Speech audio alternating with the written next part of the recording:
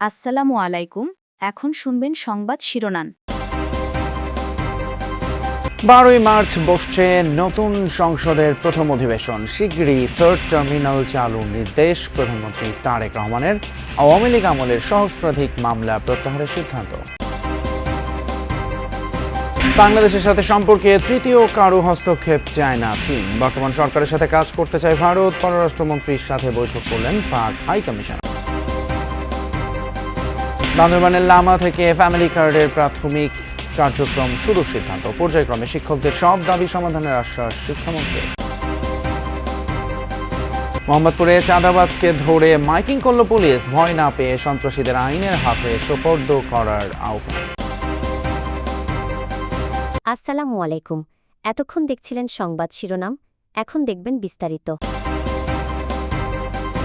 দ্রুত সময়ের মধ্যে হযরত শাহজালাল আন্তর্জাতিক বিমানবন্দরে থার্ড টার্মিনাল চালু করার কথা ভাবছে সরকার। প্রধানমন্ত্রীর সভাপতিত্বে থার্ড টার্মিনাল বিষয়ক সভা শেষে সরকারের এমন সিদ্ধান্তের কথা জানান বেসামরিক বিমান পরিবহন মন্ত্রী আফরোজা খানম রিতা। রোববার সকালে সচিবালয়ে আরও কয়েকটি বৈঠকে অংশ নেন প্রধানমন্ত্রী তারেক রহমান। দুপুরে প্রধানমন্ত্রীর সঙ্গে বৈঠক শেষে স্বরাষ্ট্রমন্ত্রী জানান 12ই মার্চ বসতে যাচ্ছে ত্রয়োদশ সংসদের প্রথম অধিবেশন। খুব সকালেই সচিবালয়ে প্রধানমন্ত্রী তারেক রহমান। সকাল 9:05 মন্ত্রিপরিষদ বিভাগে অফিস করতে আসেন প্রধানমন্ত্রী। তখনও সচিবালয় শুরু হয়নি পুরোদস্তুর কর্মযজ্ঞ।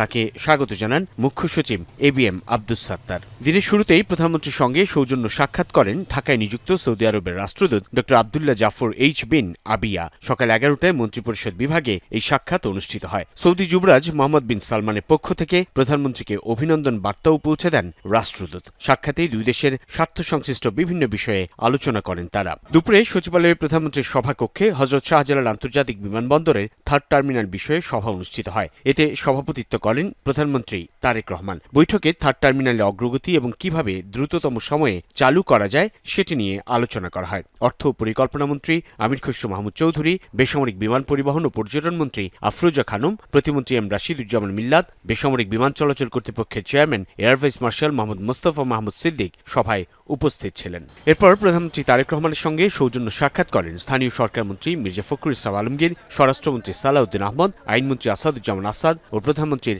রাজনৈতিক উপদেষ্টা মির্জা আব্বাস ও নজরুল ইসলাম খান। এদিকে বিকেলে আওয়ামী লীগ সরকারের আমলে বিএনপি নেতাকর্মীদের বিরুদ্ধে দায়েরকৃত 1006টি রাজনৈতিক মামলা প্রত্যাহারের অনুমোদন দেয় স্বরাষ্ট্র মন্ত্রণালয়।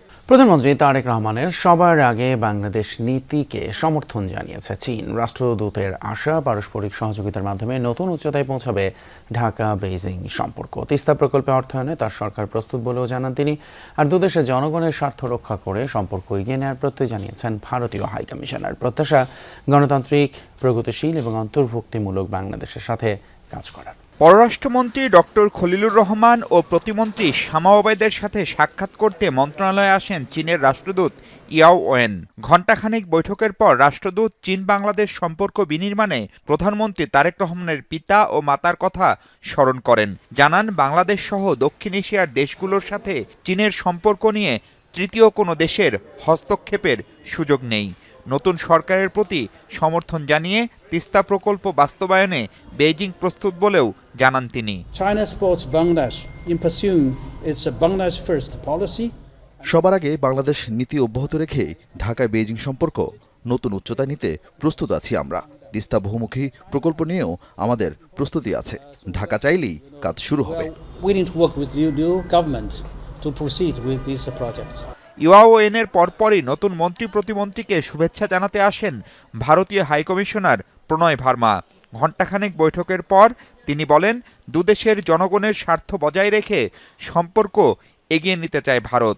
সরাসরি ভিসা নিয়ে কথা না বললেও দ্রুতই সব স্বাভাবিক হওয়ার ইঙ্গিত ছিল হাইকমিশনারের। To support democratic, progressive and inclusive Bangladesh. গণতান্ত্রিক, প্রগতিশীল ও অন্তর্ভুক্তিমূলক বাংলাদেশ গড়তে বর্তমান সরকারের সাথে কাজ করবে ভারত। জনগণ কেন্দ্রিক বিষয় সামনে রেখেই এগুবে দুই দেশ।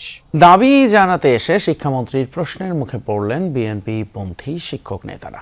101 সদস্যের বিশাল প্রতিনিধি দল নিয়ে শিক্ষকেরা মন্ত্রণালয়ে বৈঠক করতে গেলে মন্ত্রী বলেন, শুধু দাবি উত্থাপন নয়, অর্পিত দায়িত্ব পালনে প্রতিজ্ঞাও করতে হবে।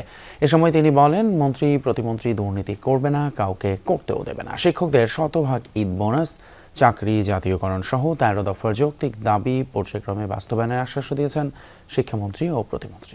সরগরম শিক্ষা মন্ত্রণালয়ের সভাকক্ষ 101 সদস্য নিয়ে শিক্ষামন্ত্রী ও প্রতিমন্ত্রীর সাথে সচিবালয়ে বৈঠকে বিএনপিপন্থী শিক্ষকদের নেতৃত্বাধীন শিক্ষক কর্মচারী ঐক্যজোট। শুরুতেই জোটের চেয়ারম্যান ও কুমিল্লা 2 আসনের নবনির্বাচিত সংসদ সদস্য অধ্যক্ষ মোহাম্মদ সেলিম ভূঁইয়া শিক্ষকদের 13 দফা দাবি তুলে ধরেন। সব দাবি নখদর্পণে কাজও শুরু করেছেন জানিয়ে শিক্ষামন্ত্রী এ সময় প্রশ্ন রাখেন শিক্ষক নেতাদের প্রতি। বলেন, নিজেদের দায়িত্ব শিক্ষকরা কতটুকু পালন করবেন। শিক্ষামন্ত্রী বলেন, 100% ঈদ বোনাস, আলাদা বেতন স্কেল, চাকরি জাতীয়করণ সহ 13 দফা দাবি নিয়ে প্রধানমন্ত্রীর সাথে আলোচনা করবেন। নির্দেশনা অনুযায়ী নেওয়া হবে ব্যবস্থা।